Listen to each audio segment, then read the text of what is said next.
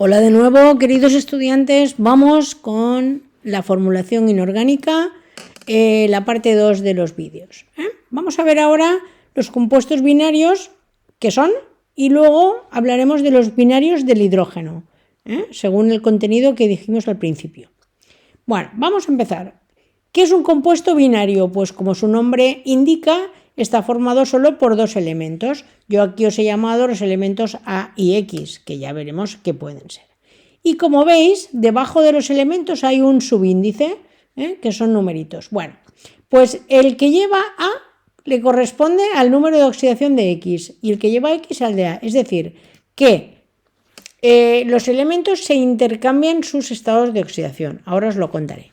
Mirad, A, el primero que escribimos, es el menos electronegativo, es decir, el que está antes en la tabla periódica, más a la izquierda. Después, los subíndices X pequeñita y A minúscula son los números de oxidación que se intercambian A y X. El de X se lo ponemos a A y el de A a X. Y no les ponemos signo, son números enteros. Y después, una vez escritos, si es posible, se simplifican. Veremos algún caso. Las combinaciones más usuales de compuestos binarios, aunque hay muchas más, pero para vuestro nivel en cuarto de la ESO, son las siguientes. El hidrógeno con un metal, que formará los hidruros metálicos. Con un no metal, los no metálicos. El oxígeno con cualquier elemento que formará los óxidos. El oxígeno molecular con cualquier elemento que formará los peróxidos. Y la combinación de metal con no metal que formará las sales binarias. Bueno, en este vídeo vamos a dedicarnos, estos en general, a los del hidrógeno. Pues empecemos con ellos. Hidrógeno con un metal, se les llama hidruros. Bueno, pues el metal es el que queráis y se escribirá el primero porque es el menos electronegativo y el hidrógeno se escribirá al final. El hidrógeno va a actuar con número de oxidación -1 con los metales, lo hemos dicho en las reglas. Y el metal con el que tenga, que será siempre positivo. Y se lo pondremos al hidrógeno. Como el del hidrógeno es 1, al M no le ponemos un 1 aquí debajo porque no hace falta. Y ya sabéis, sin signo. Bueno, ¿cómo se llamarían? Pues se llamarían hidruro de el nombre del metal que sea. Pero bueno, esto dependerá de las formas que tengamos de nombrarlos. Vamos a poner unos ejemplos y sus nombres, y así lo aprendéis.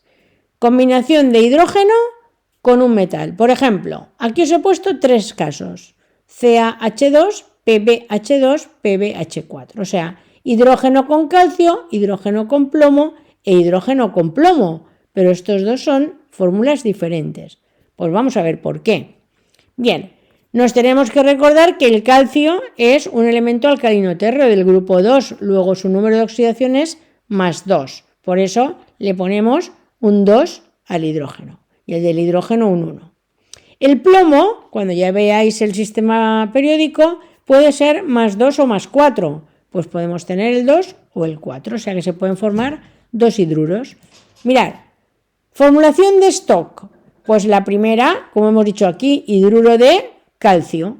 Y no ponemos entre paréntesis su estado de oxidación porque solo tiene uno, el +2.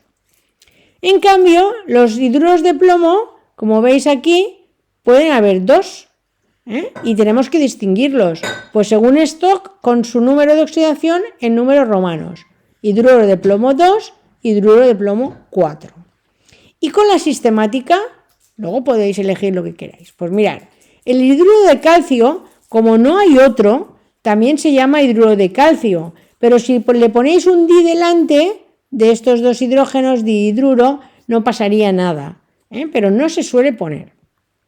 Ahora bien, vamos a los dos siguientes. Los dos siguientes es necesario ponerles el prefijo para indicar que en el primero hay dos hidrógenos dihidruro de plomo y en el otro hay 4 tetrahidruro de plomo. Aquí si no los ponemos no podríamos distinguir de qué hidruro se trata. Y por último la combinación del hidrógeno con un no metal. Pues ahora el hidrógeno se escribe el primero porque va a ser menos electronegativo que el no metal que siempre está a la derecha en el sistema periódico. ¿Qué números de oxidación van a tener? Pues el hidrógeno ahora +1. ¿Por qué +1? Porque los no metales tienen números negativos en general, ¿vale? Bueno, pues entonces, y se intercambian como siempre. Ahora bien, ¿qué tenemos que saber para los hidruros con un no metal? Que el no metal, aunque tenga varios estados de oxidación o valencias, siempre va a actuar con el más bajo con el hidrógeno. Solo con el hidrógeno, ¿eh? Bien, entonces, tendrá el nombre del no metal, que aunque se escriba el último, se nombra el primero, acabado en uro y luego de hidrógeno. Vamos a poner ejemplos porque es lo mejor. Imaginaros estos dos. Aquí tenemos hidrógeno con cloro e hidrógeno con azufre. El cloro tiene números de oxidación 1, 3, 5 y 7, pero hemos dicho que con el más bajo, el 1. Pues entonces, uno del cloro se le pone al hidrógeno, el hidrógeno otro 1 al cloro, pues ya está. El azufre tiene 2, 4 y 6, pues entonces el más bajo es el 2, se lo ponemos al hidrógeno. Y ahora vamos a ver cómo pondríamos su nombre. Fijaros, no metal acabado en uro, o sea, cloro, cloruro, azufre, sulfuro. Bueno, pues aquí tanto la de stock como la sistemática coinciden, porque como solo hay un estado de oxidación para el no metal, no hay confusión. Pero si alguien aquí pusiera dihidrógeno sulfuro o sulfuro de dihidrógeno, no pasaría nada, pero no sería del todo correcto. Bien, hay otros hidruros de no metales, como os decía antes, que tienen unos nombres antiguos y tradicionales que son los que se suelen usar. Por ejemplo, mirad, os lo he dicho antes, el agua, H2O, ¿vale? Pero si la tuviéramos que nombrar según esto, pues sería el oxiduro de dihidrógeno, pero al agua no la llamamos así. El NH3 es el amoníaco, que usamos en casa. Pero podríamos decir trihidruro de nitrógeno, pero no lo usamos amoníaco. Para el fósforo, fosfina, para el antimonio, estibina, para el carbono, metano, el metano es muy conocido para vosotros, pero bueno, sería el tetrahidruro de carbono, si cogiéramos la nomenclatura sistemática. Y para el silicio, el silano. Si alguno no os acordáis, recurrir a la sistemática, pero el caso del agua y el amoníaco son súper normal que los llamemos de forma tradicional. Bien, ¿qué pasa cuando estos hidruros de no metales se ponen dentro de agua? Bueno, pues entonces, en vez de llamarlos hidruros, los llamamos ácidos hidrácidos. Por ejemplo, los dos que os he puesto antes, el cloruro de hidrógeno y el sulfuro de hidrógeno. Pues en agua serían el ácido clorhídrico, la terminación hídrico, y el otro sería el ácido sulfhídrico. Bien, entonces solo hay ácidos de este tipo, ácidos hidrácidos, que se llaman, que tienen hidrógeno y un no metal o dos hidrógenos y un no metal, y en disolución acuosa las combinaciones de hidrógeno con flúor, cloro, bromo, yodo, es decir, con los halógenos, y con el grupo del azufre, selenio y teluro.